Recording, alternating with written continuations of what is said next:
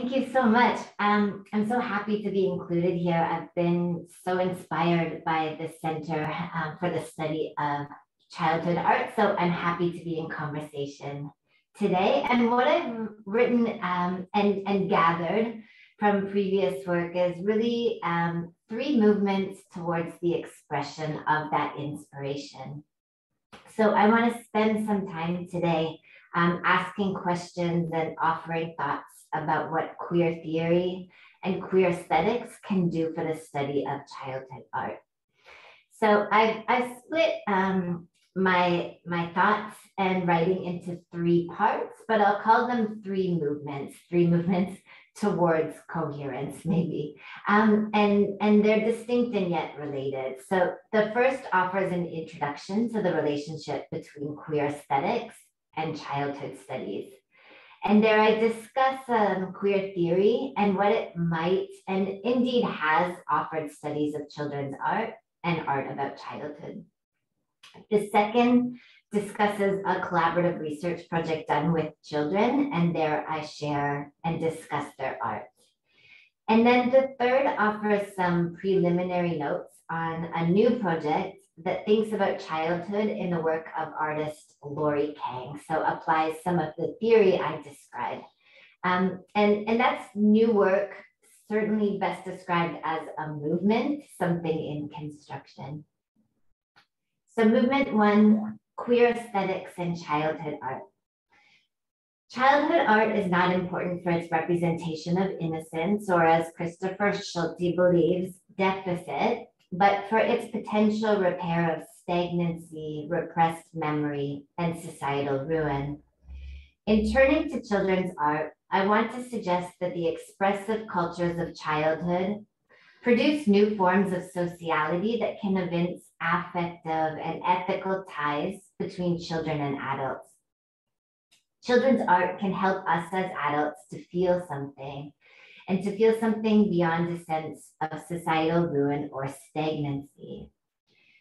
But sometimes children don't want us to witness their creativity.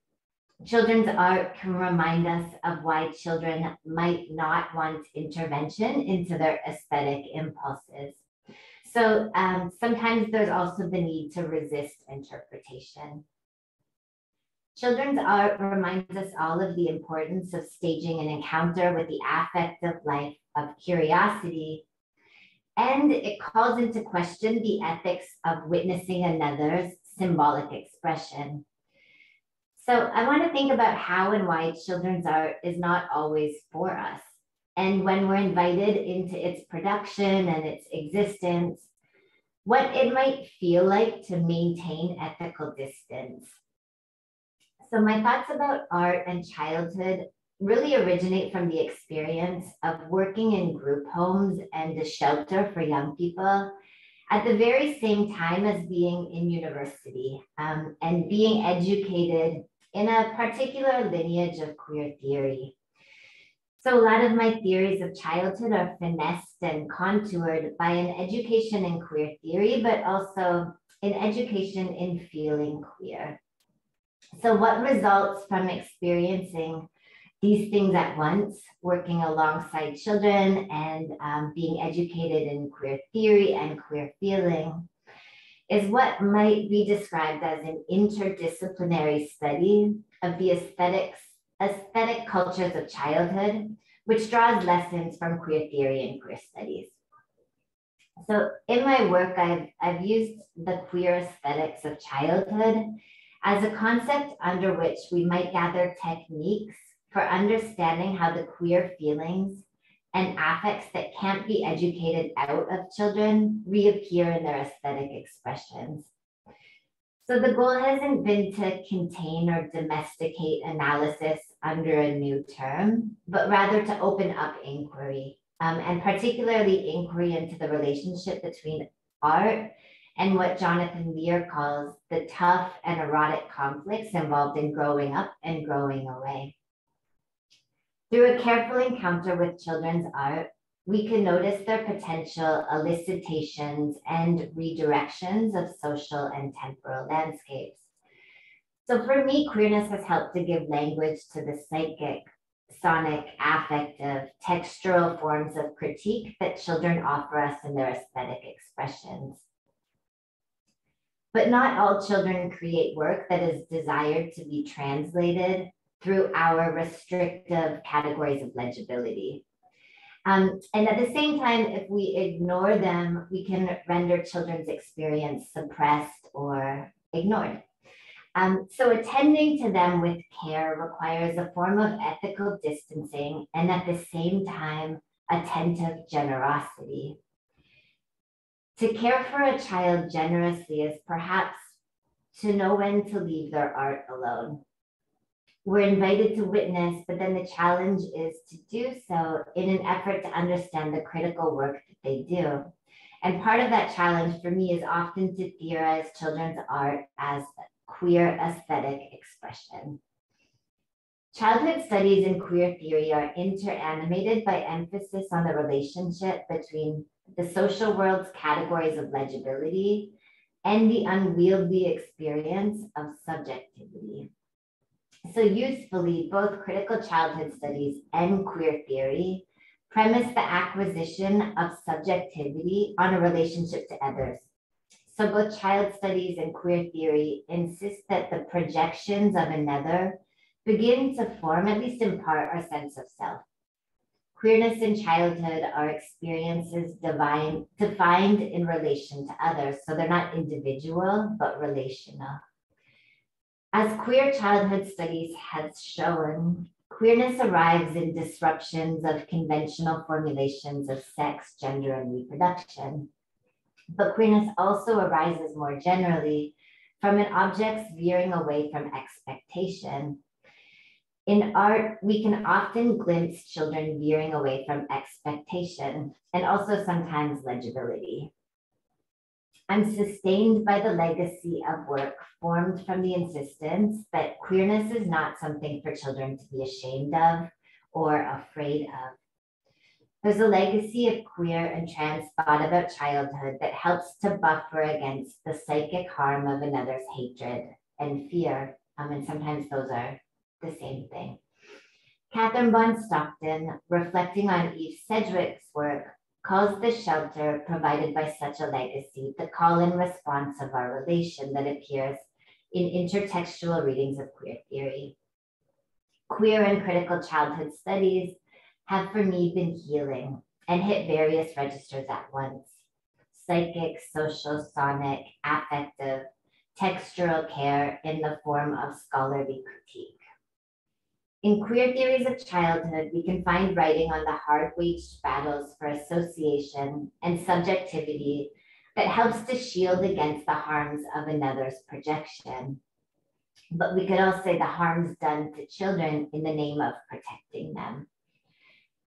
One lesson learned from queer and trans theories of childhood is that it's really near impossible to discuss children and childhoods without projecting our own fantasies, politics, affectivity onto them. And I'm thinking about work by Jacob Breslow, Jules Gill-Peterson, Lisa Farley, Catherine Bond Stockton, Erica Miners, each who write so beautifully about this impossibility.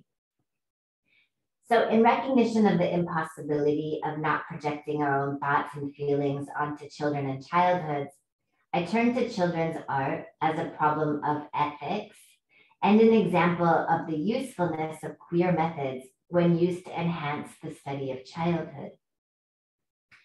Queer theories of childhood have been generative, but queer theories of childhood, including my own, can be improved, I think, in a more concerted effort to be patient with actual children.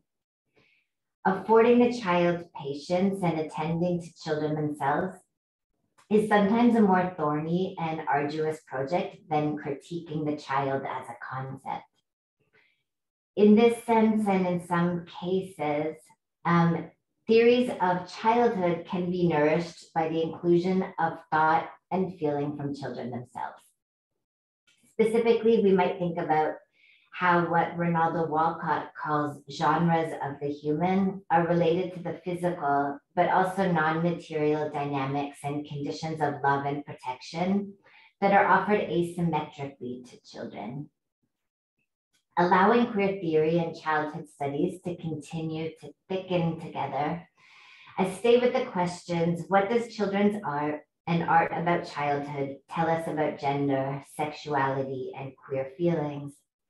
Relatedly, what modes of ethical witnessing are required to move beyond the propensity of romanticization and sentimentality related to childhood innocence? How can we rather move towards relational aesthetic feelings that can embrace queerness? What if one approach to children's cultural production, including their art, was to understand it as an effort to symbolize the queer affects of development? So I meditate on these questions and propose that in the visual, sonic, textual, and aesthetic cultures of childhood, we can glimpse an indeterminate future that doesn't calibrate injustice, but locates hope in the wreckage of history. So for Dina Georges, queer affects are in excess of the socio-symbolic order. They arrive to us as surprise or interruption, suspending knowable or teleological time and unhinging proper boundaries and habitual social relationalities. My thesis rests on the proposal that queer affect runs wild in the aesthetics of childhood. In children's art and also play, it can be unleashed and it can find its way into the social world. In their art and play, what is taken for granted as truth or reality is often broken down and reimagined.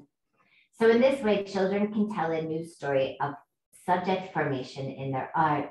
And often this is because they're given a wider margin to express creatively than adults are, generally speaking. Broadly, art is an aesthetic practice that can deviate from normative conventions and routine procedures.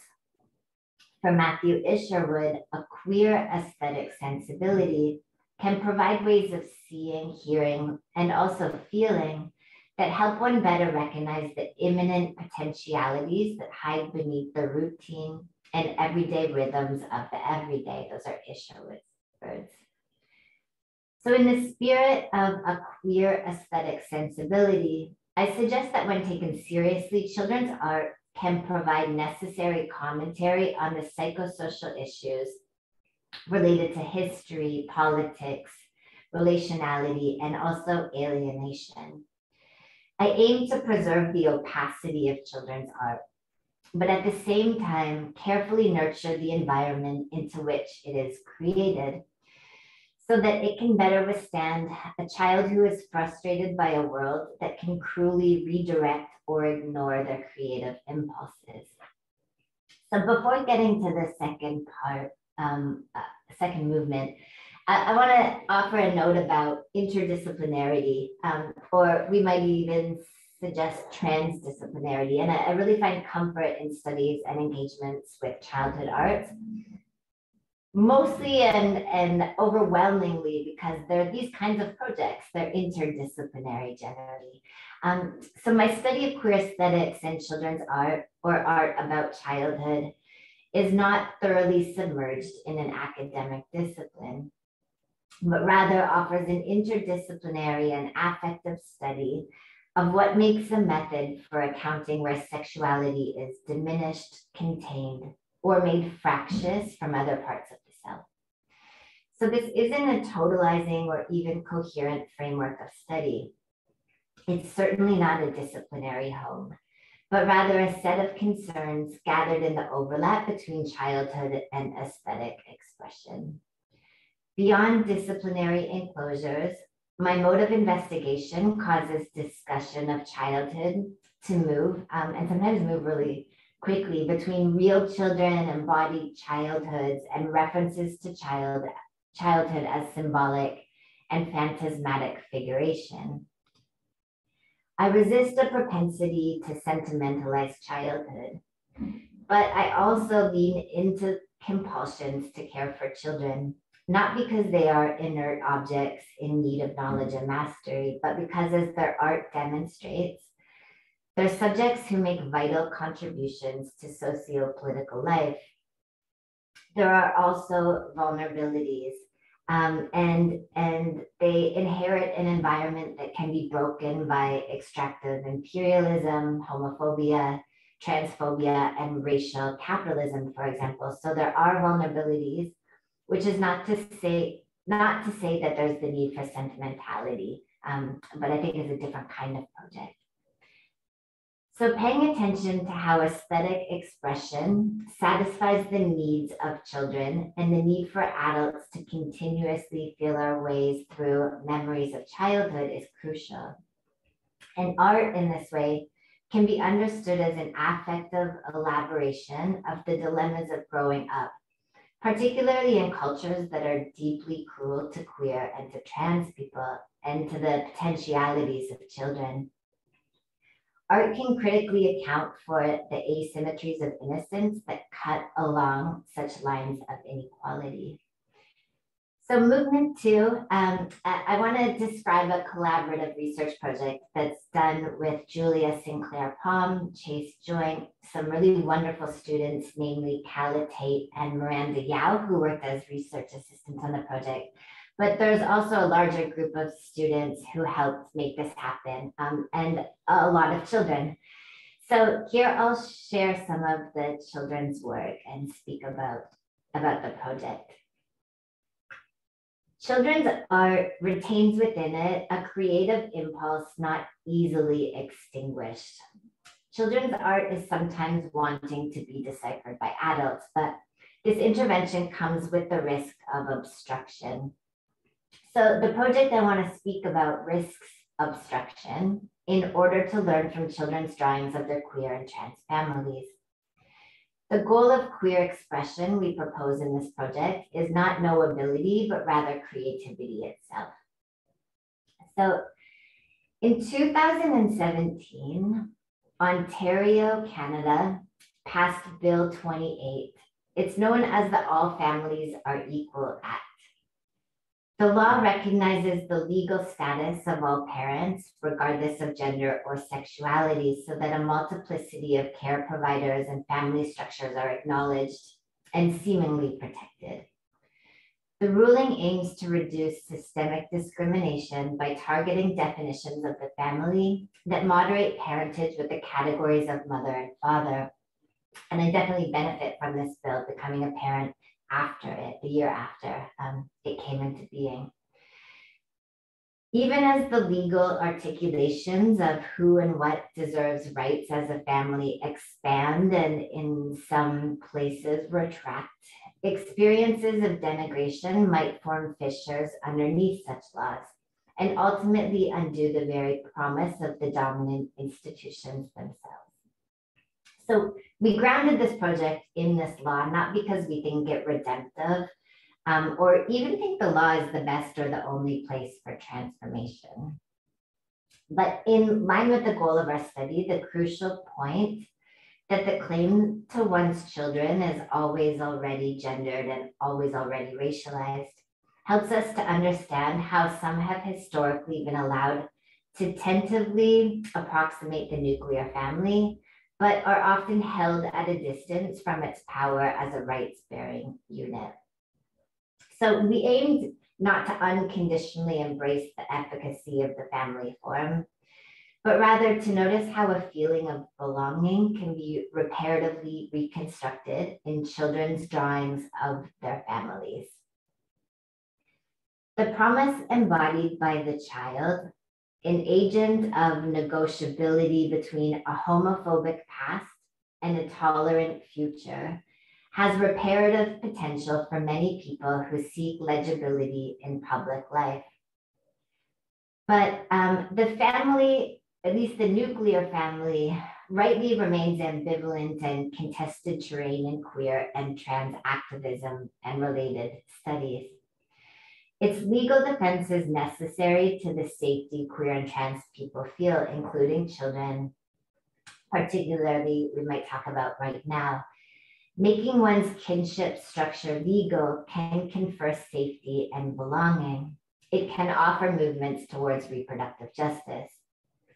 And at the same time, we can ask what is gained and what is lost if we refuse to contemplate the unwieldy nature of subjective life that can move through and also beyond the limits of family law. So David Eng's work comes to mind. And keyed into Black feminist thought, questions of the family and its place within the law also become nuanced with histories of racial violence. And I'm thinking of work by Amber Musser, Hortense Spillers, Tara W. Hunter, for example. Historically, queer kinship structures have not been a breach of family per se, but a definite reworking of collectivity and assumed bonds of love and care. And also a nod to Lauren Silver's work on queer reproduction and family. So our research project, titled Drawing Queer and Trans Family, Understanding Kinship Through Children's Art, offered representational space for children with LGBTQ2+ parents so that they could disrupt or trouble modalities of thought about their lives that often render them in need of repair or unable to make complex meaning from their own experiences. Julia Sinclair Palm and I sat with children while they drew their families, and we collected 30 portraits. The children were in either Ottawa, Ontario, or Toronto. And then we held 2 community exhibitions where people were invited to witness them, and the children and their families came, as did other people. After drawing a portrait of their family, they were asked to respond to semi-structured interview questions about their kinship structures. We might say we just had a conversation with them after about their family and about what they drew. The mingling of verbal responses to questions posed, the elicitation of family portraits, felt and observed affective dispositions, and also our own exposure to theories of childhood produced something really interesting. Our analysis is centered in 2 places: the child's act of drawing and its socio-emotional purpose, but then the act of collective witnessing that comes after. Both affective and material objects, the drawings instantiate an archive of queer relationality from the perspective of children. The project asked young children of these families how they actively resist, rejuvenate, normalize, or produce knowledge about queer and trans kinship. The first exhibition of the drawings was at a community center in Ottawa. And then the second was at the Art Gallery of Ontario, which is quite a big place in Toronto. The children and their families were invited, and the event was made open and public to all. The AGO exhibit, it occurred at the end of the first week of March in 2020. So it was just before pandemic closures, which meant that a lot of people got to see the drawings in person before that happened.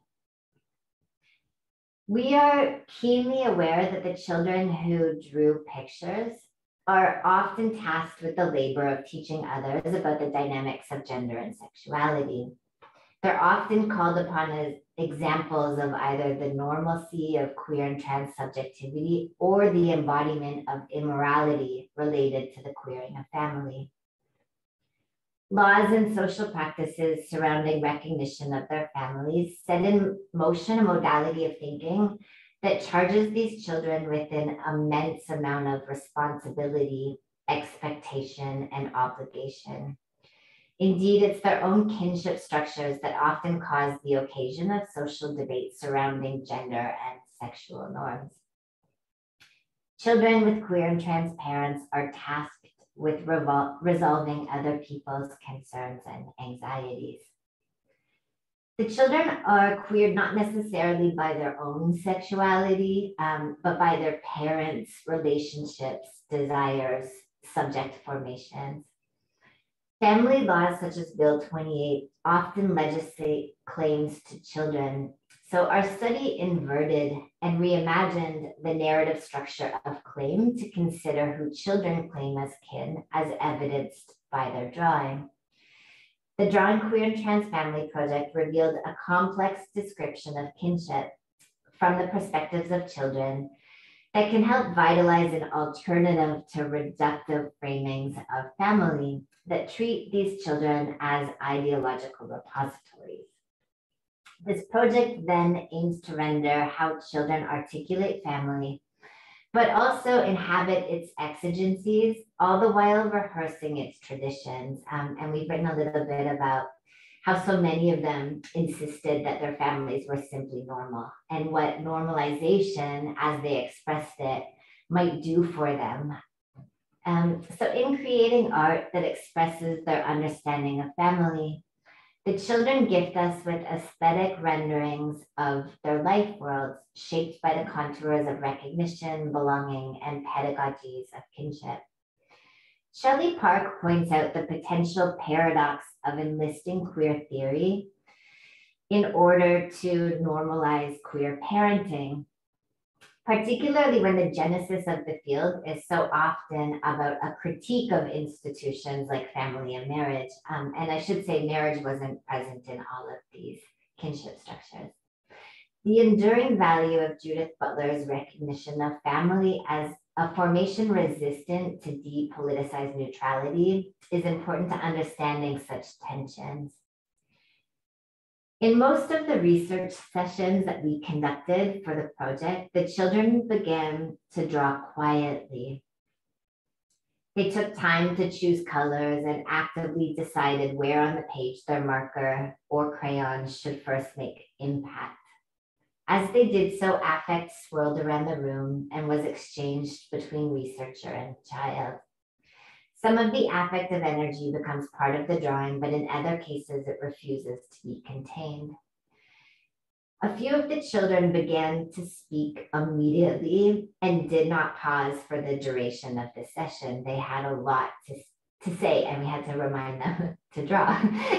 They offered up language with ease, or perhaps used language to suppress anxiety. They explained each choice as it was made, telling us what they were doing, sharing narrative details about their families, their pets, their toys, what they ate for breakfast. For the children who chose not to speak while involved in the act of drawing, many of the narrative and affective excesses of their family configuration are held in their drawings. So our interdisciplinary method and underlying theoretical framework allows for some of the affiliations and resistances between drawing, flesh, text, interpretation, and embodiment to become clarified. Though their consent was required, parents and caregivers weren't supposed to be and were not present in the session. This was in part an effort to minimize the affective sway that they might hold over their child's expression.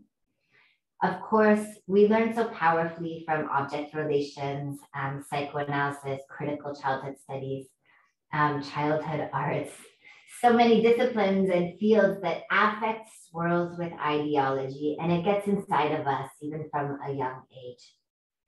So the children's affective responses to our questions and instructions to draw their family can't reliably be said to be immune to their parents' affective disposition, even though the parent or caregiver wasn't present.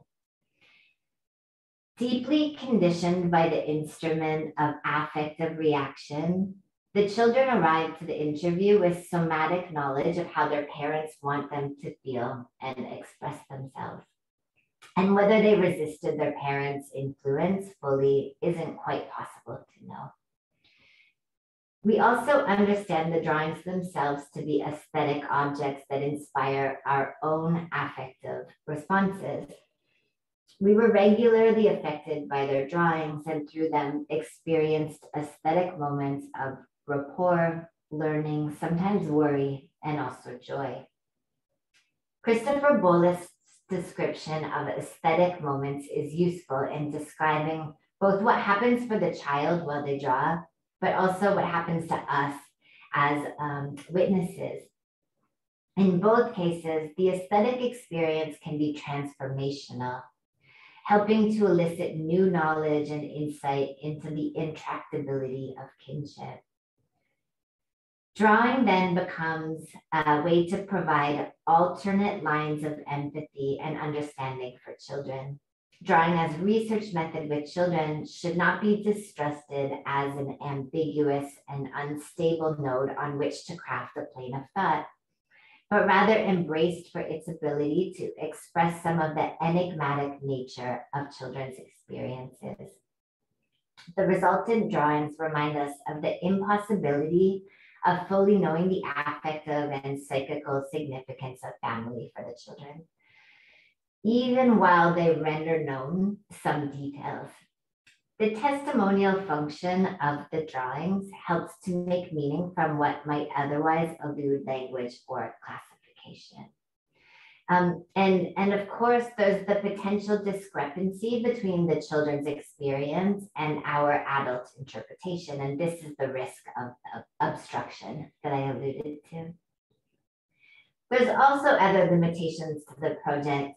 Elsewhere and in between, we might have pushed at the cavernous potential of each individual drawing, employing techniques to understand family dynamics through children's perspectives.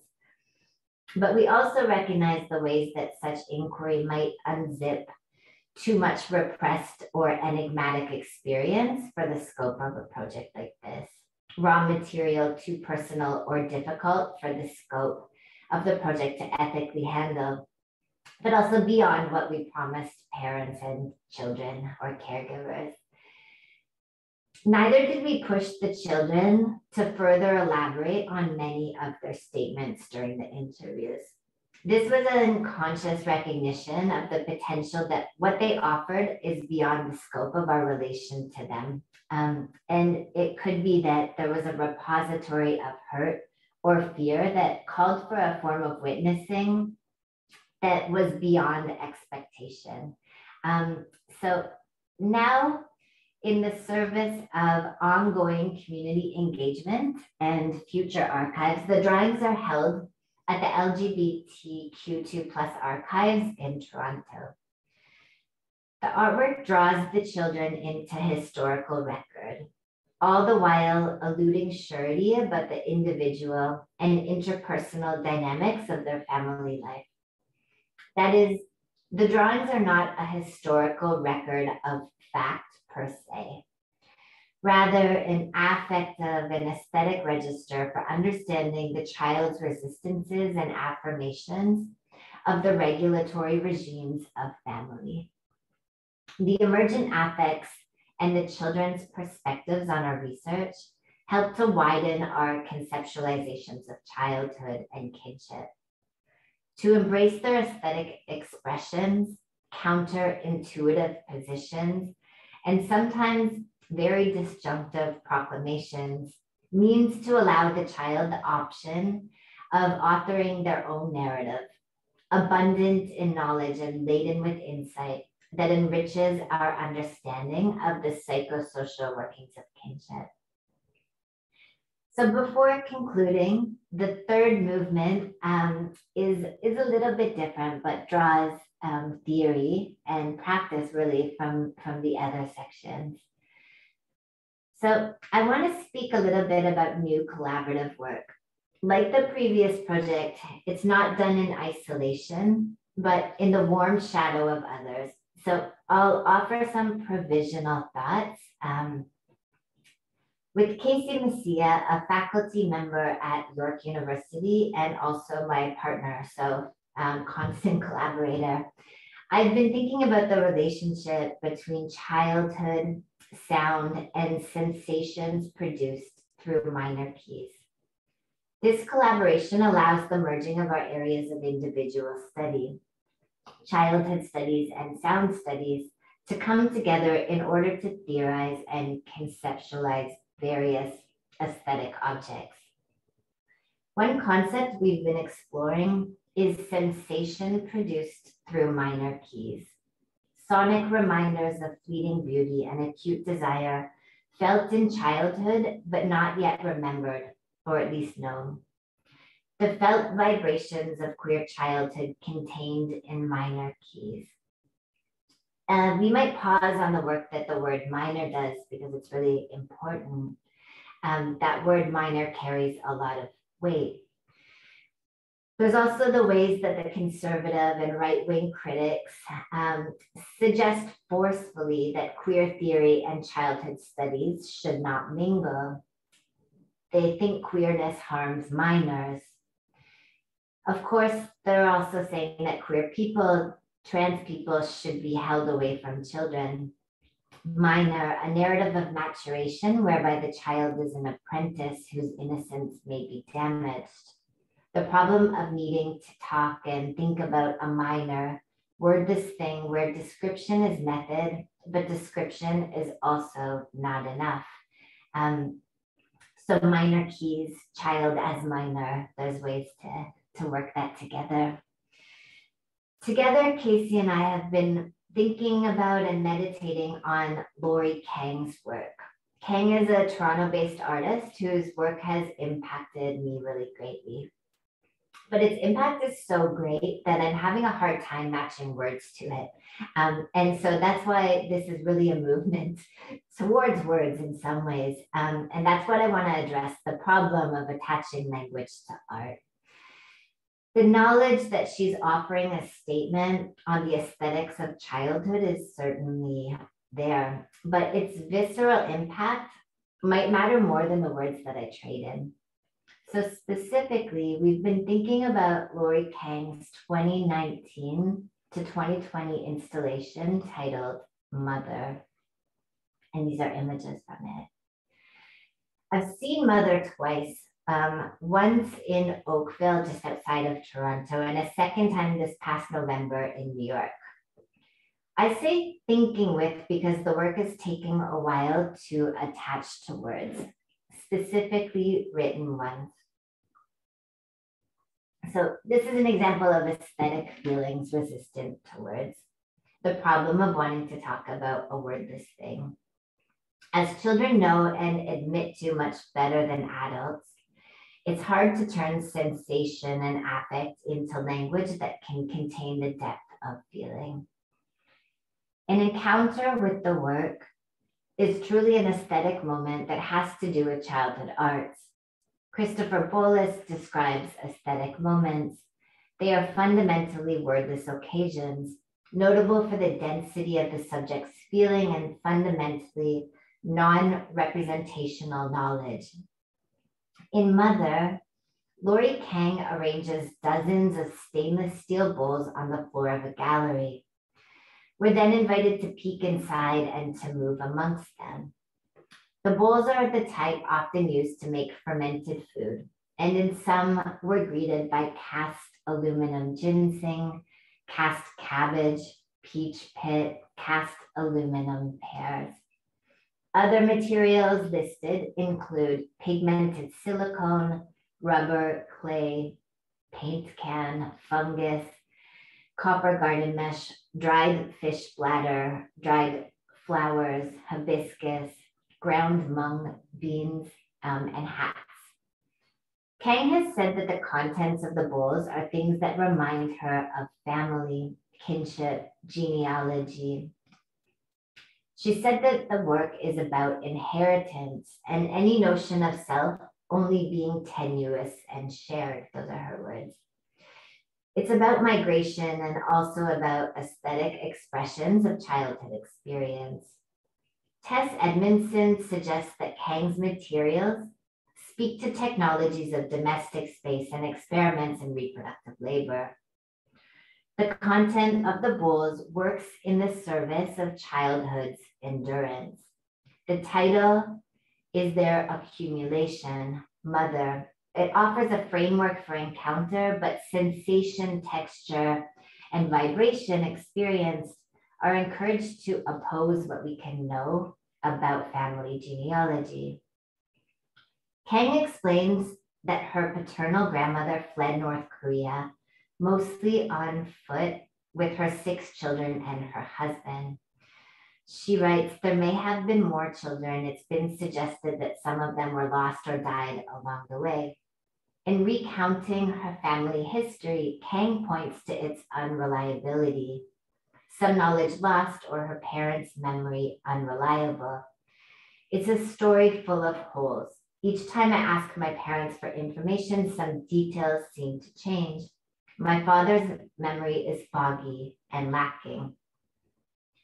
One becomes a mother in relation to a child, but of course, mothers are also made from nations, mentors, and fantasies.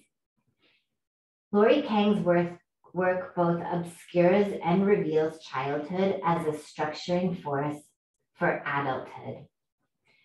So she's arranged and collected materials that are culled from memories of her childhood, but each bowl is also a movement towards an incomplete archive. I can only offer preliminary thoughts on the subject, but I've hoped to provide an opening into a consideration of mother because it refuses the comforts of opposition between childhood and adulthood. She risks obstruction. Childhood is still present in the adult's art. The work is not undisciplined. It's not weighed down by the many materials present, but rather it's my thinking on the work that is weighed down by words, continuously undone by the limits of words to capture the felt experience of being present with her art.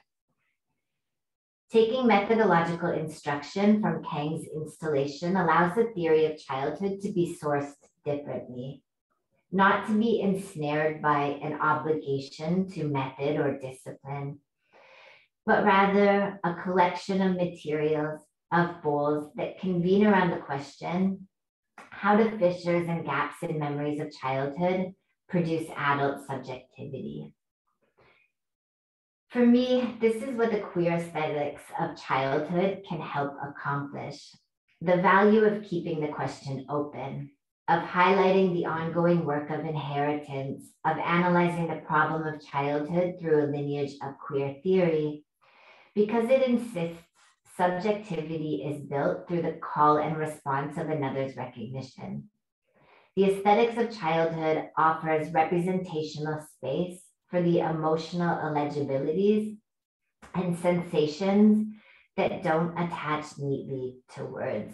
So I'm interested in what is intended to be extinguished by the pressures of development and how what might otherwise be extinguished reappears in art such as Lori Kang's. Thank you so much.